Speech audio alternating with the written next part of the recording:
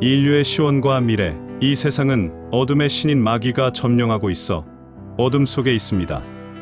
이 세상 만물은 원자 하나하나가 모여서 물질을 형성하고 있고, 각각의 원자 속에는 핵이 있고 또 핵 속에는 중성자가 있습니다. 그 중성자의 빛은 태양 빛보다도 몇 억 배 빠른 빛이요, 투과력 또한 무한대입니다. 그런데 이 중성자의 물질이 하나님의 신이라는 것 또한 사람들은 잘 모르고 있습니다. 1986년도에 콜롬비아 대학교 교수 이원용 박사가 서울대학교에 와서 중성자의 빛에 관해 강연을 한 적이 있습니다. 그는 중성자의 빛은 100억 광년의 납의 두께를 투과하고 지나갈 수 있다고 했습니다. 그때 이 사람은 여러분에게 그의 말이 정확하지 않다는 것을 분명히 말했습니다. 중성자의 빛은 하나님의 신입니다. 그러므로 무한대의 영이요, 영원한 영이어서 저항력을 전혀 받지 않는 빛입니다. 납의 두께가 100억 광년의 몇억 배라도 다 투과하고 지나갈 수 있는 것입니다. 지금부터 6천년 전에 하나님이 마귀에게 패했습니다.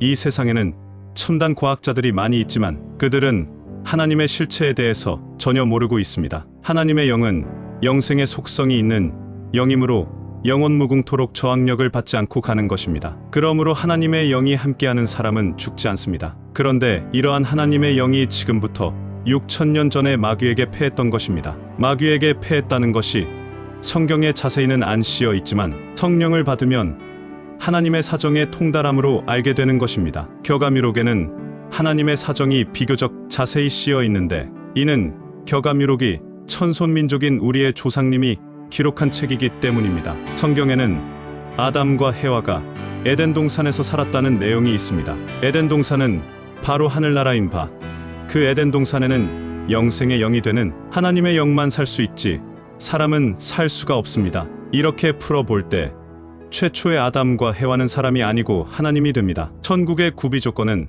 바로 삼위일체 하나님입니다. 삼위일체 하나님이 안 계시면 천국이 될 수가 없습니다. 하나님을 모신 곳이 그 어디나 하늘나라라는 찬송가도 있습니다. 하나님이 계셔야 천국이니 바로 천국은 하나님이나 사는 곳이지 사람은 들어갈 수가 없는 것입니다. 성령으로 거듭나야 구원을 얻습니다.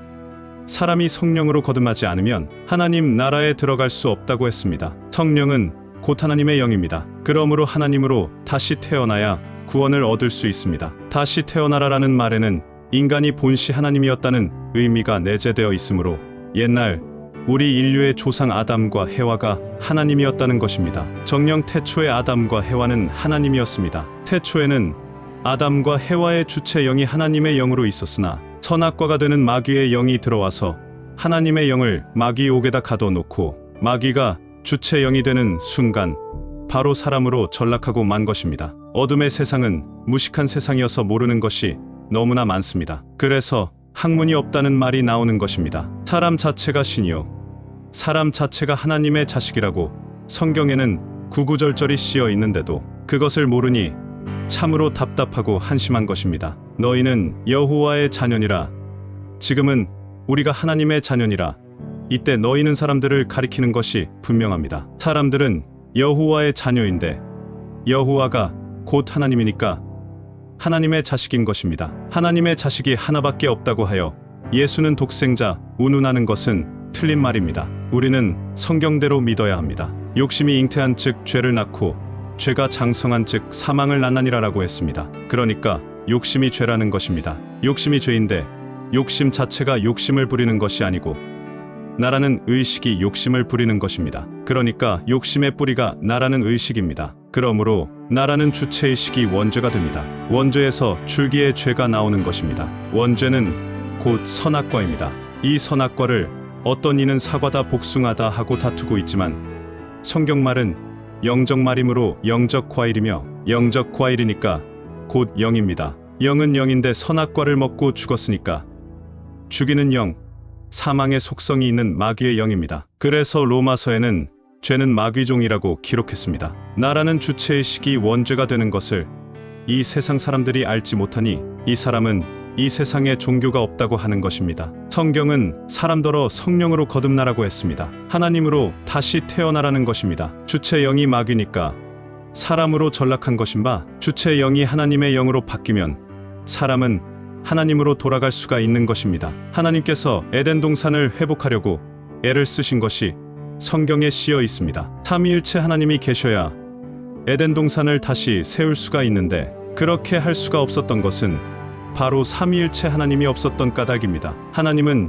엿새 동안 일을 하시고 이래 되는 날 쉬셨습니다. 이 구절을 두고 일요일이 안식일이다, 토요일이 안식일이다 하고 다투고 있으나 하나님의 뜻은 전혀 다른 것입니다. 안식일에 참여할 자가 있고 안식일에 참여하지 못할 자가 있다라고 기록되어 있습니다. 만약에 토요일이나 일요일 날이 안식일이라면 안식일에 참여 못할 자가 이 지구 땅 위에 있겠습니까? 안식일은 하나님께서 쉬시는 날입니다. 하나님께서 엿새 동안 일하시고 일회째 되는 날 쉬신 것은 하나님의 하루는 1000년이므로 엿새 즉 6000년간 일하시고 일회 즉 7000년대에 쉬신다는 것입니다. 그런데 다시 여들의 날에 일을 하시는 것이 아닙니다. 안식에 드시는 것입니다. 하나님께서 6000년간 고단하게 하신 일은 이긴 자를 키우는 일이셨습니다. 나를 이기고 마귀를 이기고 사망 권세를 이겨서 구세주가 되어 세상을 구원하시려고 그 긴 세월을 고단하게 이긴 자를 키우신 것입니다. 그러한 영의 사정을 이 세상 사람들은 모르고 토요일이 안식일이다, 일요일이 안식일이다 하면서 다투고 있는 것입니다. 삼위일체 하나님의 영을 모신 이긴 자가 승리제단을 이끄십니다. 이러한 깊은 사정을 이 사람이 논하는 것은 바로 이 사람이 삼위일체 하나님의 영을 모신 사람이기 때문입니다. 삼위일체 하나님이 함께 하시는 고로 이 사람에게서는 이슬성신이 내리는 것입니다. 모세는 이스라엘 백성들을 애굽 땅에서 구원해 낸 구세주였습니다. 모세가 장차 나와 같은 선지자가 나올 것이다, 그 선지자의 말을 듣지 않는 자는 멸망을 받으리라라는 말을 했습니다. 여기서 나와 같은 선지자는 구세주로서 모세와 같이 이슬만나를 내리는 사람입니다. 모세와 같은 선지자의 말을 들으면 구원이요, 모세와 같은 선지자의 말을 듣지 아니하면 멸망을 받으리라고 했습니다. 이슬성신에 대해서 기록되어 있습니다. 내가 이스라엘에게 이슬과 같으리니 저가 백합화같이 피겠고라고 기록했습니다. 내가는 하나님을 말하며 이스라엘이라는 말은 히브리어인데 이긴 자입니다. 이긴 자에게 하나님이 이슬이 되어 내린다는 뜻이 됩니다. 하나님께서 이슬이 되어 이긴 자에게 내리는데 이슬이 되어 내리는 저 이긴 자가 백합화같이 핀다고도 했습니다. 찬송가 가사 중에 구주는 산곡의 백합, 명랑한 새벽별, 만인 위에 뛰어나시는 줄새라고 했듯이 백합화는 구세주를 상징하는 것입니다. 구세주를 명랑한 새벽별이라고도 했습니다. 명랑하다는 것은 밝다는 뜻이며 빛난다는 뜻도 되므로 빛날 희의 별성을 가진 자가 구세주라는 뜻입니다. 이기는 자가 철장을 가지고 만국을 다스리리라, 또한 그에게 새벽별을 주리라.